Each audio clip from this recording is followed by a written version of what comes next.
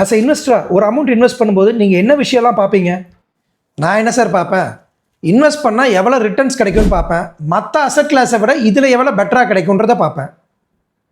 Bala sir, as a AMFI registered mutual fund டிஸ்ட்ரிபியூட்டராக நீங்கள் என்ன விஷயம்லாம் பார்ப்பீங்க?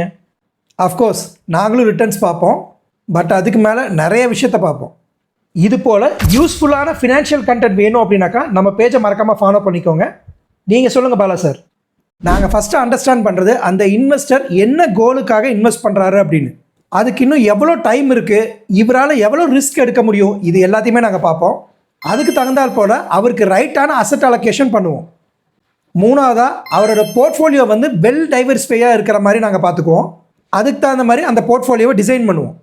அதே மாதிரி செலக்ட் பண்ணுற ஃபண்ட்ஸ் வந்து லாங் டேர்ம் ரிட்டர்ன்ஸ் கொடுக்குற மாதிரியும் ரோலிங் ரிட்டர்ன்ஸ் அக்ராஸ் மார்க்கெட் சைக்கிளில் கரெக்டாக இருக்கிற மாதிரி பார்த்துக்குவோம்.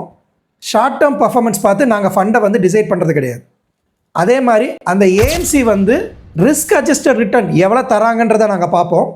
டவுன் சைட் ரிஸ்க் எவ்வளோ இருக்குது, வால்டாலிட்டியில் அவங்களோட ஃபண்டு எப்படி பர்ஃபார்மன்ஸ் பண்ணுது, இதை எல்லாத்தையுமே நாங்கள் பார்ப்போம். அதே மாதிரி அந்த ஃபண்டை நிர்வகிக்கிற ஃபண்டு மேனேஜர் என்ன ஸ்டைலில் வந்து அந்த ஃபண்டை வந்து நிர்வகிக்கிறாங்க அப்படிங்கிறத பார்ப்போம்.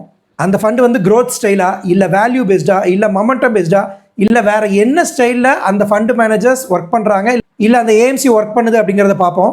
கடைசியாக ஒரு பாயிண்ட் மட்டும் நான் சொல்கிறேன். கிரிக்கெட்டில் காட் ஆஃப் கிரிக்கெட்டர் அப்படின்னு சொல்லப்படுற சச்சின் டெண்டுல்கரே பார்த்தீங்கன்னா அவரோட கடைசி மேட்ச் வரைக்கும் ஒரு கோச் அப்படிங்கிறது அவருக்கு இருந்தார்.